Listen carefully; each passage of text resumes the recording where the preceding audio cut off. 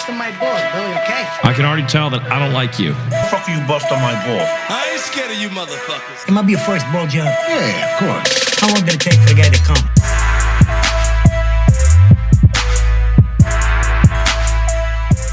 What's up, everybody? Welcome to another episode of Bustin' Balls. I'm your host, Eric Pennell. What's going on, huh? How's life, huh? How's things? I just got some new towels, and I feel brand new. God, I was going through Costco. I had to go pick up some baby stuff, you know what I'm saying? And I seen some towels for sale, and I bought them. And it's been a minute since I had new towels. God damn, it feels good to like towel off with like a new clean towel. And then you realize how raggedy your old shit was, where you're just like, I'm like, man, I've been like toweling off with some goddamn car wash towels and shit. It felt like it's like I can't ever go back to that. Once like I know that now, I can't be drying myself off with some car wash towels. You know, I need the good shit. And it feels good, man. I'll tell you that. I've been driving around all day and around Chicagoland, and I was jamming a little rock all day. I was jamming to some David Lee Roth. After he left Van Halen. I seen that concert, damn it. You know what I'm saying? I think it was Skyscraper Tour. I'm not sure. It was 1988, August 1st. It was at Blossom, okay, in Cuyahoga Falls. It was an outdoor venue, like an amphitheater, right? They have Steve Vai up on the stage. He's doing his thing.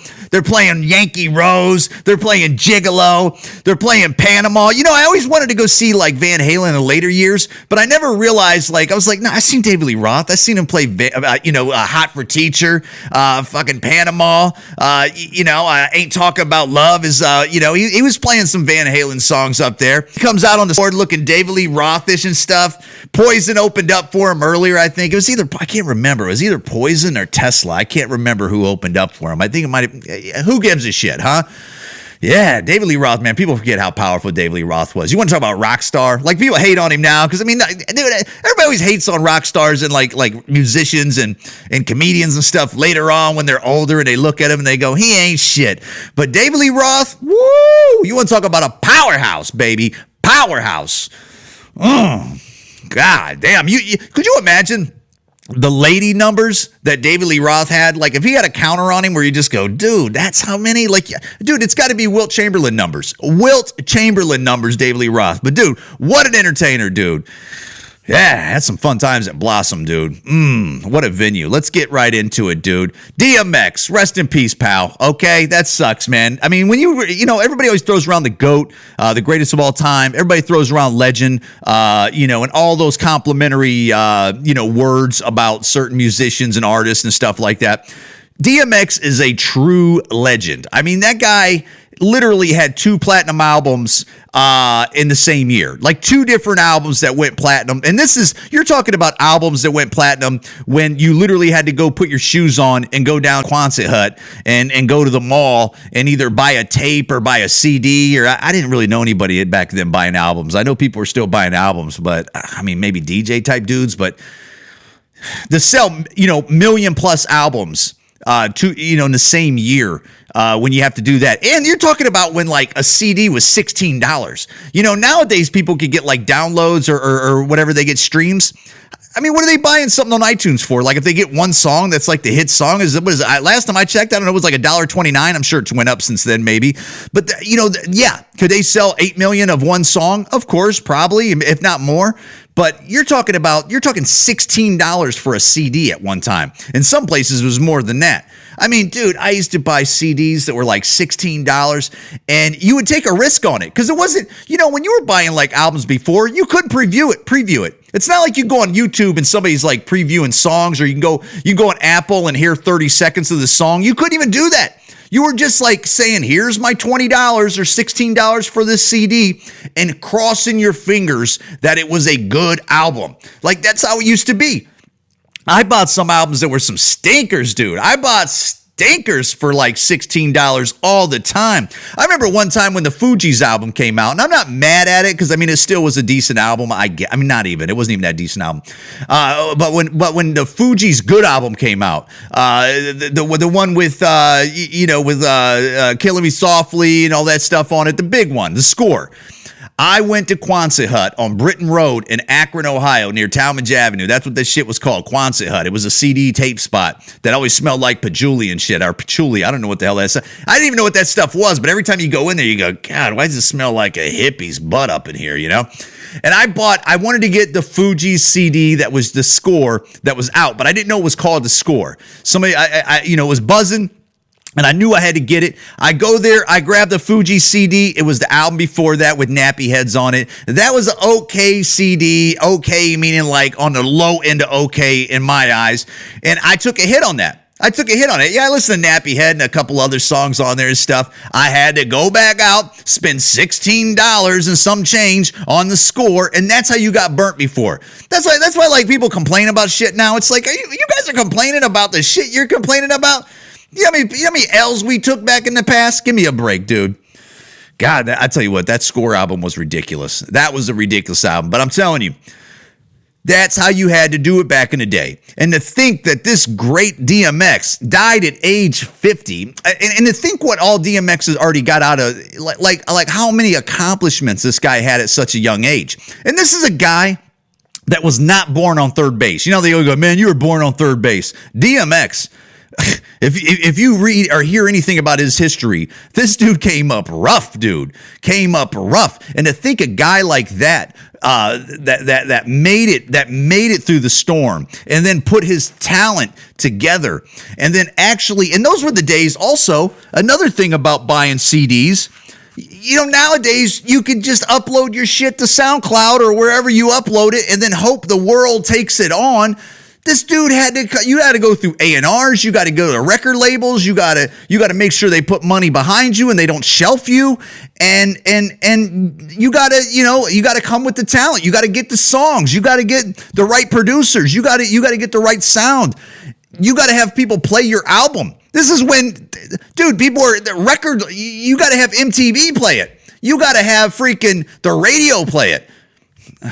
Look, I'm not trying to go through the history of, the Captain Obvious on like how music used to be, but what this guy went through and where he got is a huge accomplishment, man. I mean, dude, you look at that Woodstock video that my wife was showing me with like hundreds of thousands of people, singing along to his song, like mostly white people saying the N-word and stuff. I was like, I don't know if that ages well, but they're doing it where they're celebrating it with him. I'm sure it's not where it's like how hateful these people. No, they're loving DMX. A majority white crowd, hundreds of thousands of people that are loving DMX. I mean, that tells you everything. That's why I like like especially these rappers, how dare they do that? Because most of these rappers that have been coming out forever, they look in the crowds, they see who's buying tickets for them. A large percentage of white people are buying these tickets and they're singing along to their songs and they love them.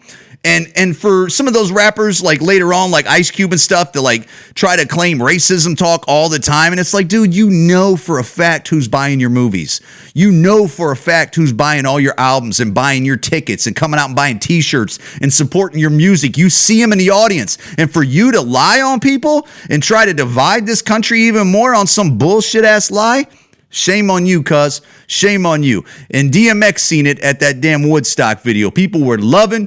They love DMX. Anybody that knows DMX, they love DMX. You want to talk about a character too.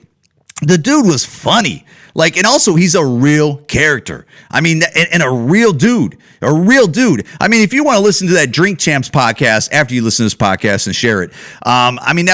He was just on Drink Champs probably 3-4 weeks ago. I think, unless I was listening to an old episode. It is excellent. I mean, the guy is, you might as well just be listening to like Mick Jagger or Axl Rose or Kurt Cobain or the guy is up there. I mean, the guy is a legend. And I don't know if he is in the Rock and Roll Hall of Fame, but somebody like him should be recognized as that. I mean, the guy had hits, man. I mean, the guy had albums too. And the guy's doing prayers. How many rappers in the 90s were doing prayers? And how many did that? Nobody's going near that. Nobody's doing prayers on hip hop albums and trying to, put God in people's lives. DMX was. Rest in peace, DMX. You're a legend, baby. You're a legend. After all that racism talk that they talked all week with, because even if I try to say his name, I'm going to mess it up, Good for them, man. How good must that feel, like, for anybody to win the Masters? Dude, I seen, there's a dude during the Masters this year that had a hole-in-one. Like, the guy hit it from, like, 182 yards, or I think that's what it was, 182 yards or something like that, and got a hole-in-one. You know how hard that is to get a hole-in-one, let alone you do it when you're playing the Masters? I mean, dude, I remember on ESPN, I've said this on the podcast, like a month and a half ago on ESPN, they were doing the top 10, right? They were doing the top 10. There was a dude in a tournament playing golf on the PGA that hit a hole-in-one on a par 3. It was like the six on like the top 10. It was 6, where it's like, that dude just hit a hole-in-one in a tournament. He hit a golf ball that's like this big. It's like the size of like a 50-cent piece. And he put it in a hole that's like the size of like a large Coke can, maybe, or like a whatever. From like 180 something yards or 170 yards. And it was 6 on top 10 list. And then they did number 4 was like a softball, women's softball, laying out to catch a softball. And it didn't look like Ricky Henderson out there catching a ball. It was just like some chick, slow motion style, catching a ball. And that was 4. And I go, how is this chick she lays out for a freaking ball is 4, but a dude hitting a hole-in-one from like 175 yards in a PGA tournament, that's number 6. How is that? And then it showed number 1 was like a dunk. It's like, are you kidding me? Do you not know how hard it is to do what this dude just did? And they know it. They're in the sporting game. I'm just a spectator. That's why ESPN, you stink. You stink, ESPN. You're the worst. You're the worst, you race baiting. Fucking, you jumped the shark. And now on ESPN, more people talking football now are women. The other day I'm watching it and they're talking about like players and like 3 out of 4 of them are women. I'm like, what the fuck are you doing? And they sound stupid. Like 2 out of 3 does sound like they don't even know what the fuck they're talking about. Like they're reading off cue cards. What are you doing? Put a goddamn black player that fucking played or a white player that played and fucking put them on there that used to play that has a ton of knowledge and have them spit game, because I'll listen to that. I ain't listening to goddamn, some chick with a Kate Spade and a goddamn, with perfume on talking football. And I don't care how this sounds. You could clip it up and whatever. I'm telling you the truth, pal. I'm telling you the truth. People don't want to watch women talk football. Every once in a while, drop a chick in there. But when you're doing 3 out of 4 people on ESPN are commenting on free agency and some of the moves that these teams have made, guess what? I instantly turned it, son. Okay, I'm out. I ain't watching it. I ain't watching these chicks talk football. You jumped the shark. I see what you're doing. But guess what? You're having nobody watching it, because guess what I'm doing now? I'm going to the internet to watch my sports. I'm going to podcasts to watch my sports, because ESPN, Fox Sports 1, you're race baiting, you're junk TV. You're lucky you got contracts with people, because that's the reason why they come to you, is because you got contracts and you can get backstage. But once the regular man and the regular woman, look, I don't got no problem if there's some chicks that know how to spit game. There's some chicks out there know how to spit game on sports. But those chicks that ESPN are putting on there, weak. And then once that most common people can get backstage and get the information, and you're going to lose it. ESPN, you're already losing it. People have been cutting the cable for years. They've been cutting it for years. And also, you guys are a bunch of phonies. Okay, that's another thing. You're a bunch of phonies. What you just did to Paul Pierce, because he had some what? He had some stripper chicks massaging his back and people maybe smoking blunts in the back. What do you think real people are doing, huh? What do you think real people are doing? This guy's off work and you're going to make him resign? That's why everybody's leaving ESPN. That's why everybody's leaving Fox Sports Net and all these channels. That's why everybody's going woke and nobody's watching you no more, because you suck. Good luck to you, Paul Pierce. Get a podcast, bro. Get a podcast. What are you worried about? Why are you trying to? You're already rich. Why are you trying to even why would Paul Pierce even go to these guys? Like, he's rich. He's Paul Pierce. Start your own podcast, bro. Get your own following. You clearly got a personality. If I was Paul Pierce, I would do what he did, where he had chicks around massaging his back. That would be every podcast, and just have somebody on there talking stuff. That's what I would be doing. If I was Paul Pierce right now, I would lean into it. But you know what they're going to do? He's going to, apology. Eventually, I'm going to apologize for that. They did the same thing to Chris Carter. Where's Chris Carter been at? So what? Chris Carter cussed a couple times when he was on Fox Sportsnet in the morning with that ugly ass Nick, what's his name, with the big nose and shit. That guy looks like a fucking camel. And I know I ain't the prettiest guy, but they got that ugly white dude, camel fucking nose looking dude on there. And I don't care how people take that. That dude's got a nose like a goddamn, what's up with that? Like, get a nose job, bro. You're on TV. Otherwise, kick at the radio. That's what they used to do back in the day. Ugly dudes were on radio. Before you used to not even see fat chicks on TV. Now, like, that's why everybody complaining. You got it good. But dude, Chris Carter, where's Chris Carter been at? Right? What happened, Chris? Did you have a no compete clause where, like, why doesn't Chris Carter, I'm sure he has a podcast I just don't know about, but I don't see it around. Why isn't Chris Carter's podcast? Dude, Chris Carter, first of all, is a legend, like DMX. Chris Carter was a real football player, real wide receiver. He was talking real talk, when he was on that show in the morning. Little racist. All black guys that always on these shows, they're always talking that like, and poor you're a millionaire and you're making hundreds of thousands of dollars on TV before they fired you for being a real ass dude. And I'm backing you, bro. I'm backing you. But they fire dudes like that because you know why they want? They want little beta male, little coward dudes. They want little beta male, little white dudes that don't want to flex up on nobody and bow up on nobody. And they want black dudes that are real smiley and they want some chicks that are like, a little bit of lesbian, got a little lesbian in them. Some chicks that are a little cute, but not too cute. And that's what they want. They want like a little soft mode. Like if you're a soft motherfucker, if you're soft, that's what TV wants. They don't want nobody that's peacocking. They don't want, unless you're like lesbian or unless you're like transgender, unless you're gay. They want those people peacocking all day. Like women, they want women to do that. Like black women, they want them to peacock and stuff like that. But they don't want like white chicks to peacock too much, unless that's like their thing. But for the most part, it's like keep it down, bitch. And they don't want white dudes peacocking. They're like keep it down, buddy. Like check your privilege type bullshit. And they don't like real ass black dudes. That's what they don't like. They don't like real ass black dudes. They don't like real ass black dudes that have like independent thinking. That's just it in general. They don't like people that have independent thinking.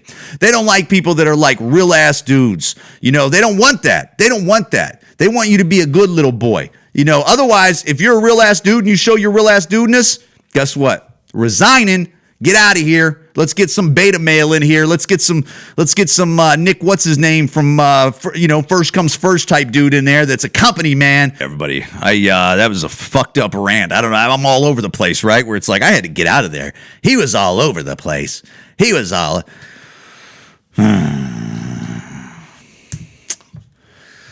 Dude, I talk to people that are single and like all the time that are like, because I'm a married guy, right? I got a beautiful wife upstairs and beautiful son right now upstairs, and you hear people like that are like, I'm single and I can't meet anybody. Oh yeah, you're a fucking loser. In 2021, if you're single, something's wrong with you. Okay, with all the dating sites and social media, and you can't fucking find nobody out there. Something's wrong with you. You're a mutant. First of all, there's people in prison that have husbands and wives that they met when they were in prison. Or they're dating people when they were in prison. And you can't. There's somebody in prison that are meeting people online, and you can't meet nobody online. You're a loser. Get a life, okay? First of all, what's wrong with you? Like, why can't you? Why can't you? You got too high of standards? Clearly not. Clearly not, you don't, okay? What is wrong with you? Especially like what? Like these white girls out there that are single? What's the matter? Why don't you go find a black dude that'll use you or something like that? Like, what's wrong with you? You get some good dick, you be around cool people and stuff like that. He'd love to use you. Why don't you have a dude? And then there's dudes out there that can't get a girl. What's up, bud? You can't find a fat girl out there for you freaking getting to cuddle up on that can make you some decent meals and, you can pick her up from her Walmart job? Give me a break. Get your shit together, bud. I don't want sites. Get some decent pictures. You know what I'm saying? Get a goddamn personality. Get a decent job or something like that. Get some game. If you're single, I just gave you many options. Fucking do it. Stop. Like nobody wants to hear about you. Like I can't meet anybody. I can't meet. No, it's you. If you can't meet nobody, it's you. People in prison are meeting people. Okay. There's single mothers out there. There's a bunch of fat girls sitting on couches right now that are just scrolling through Instagram that would love to go on a date. All right?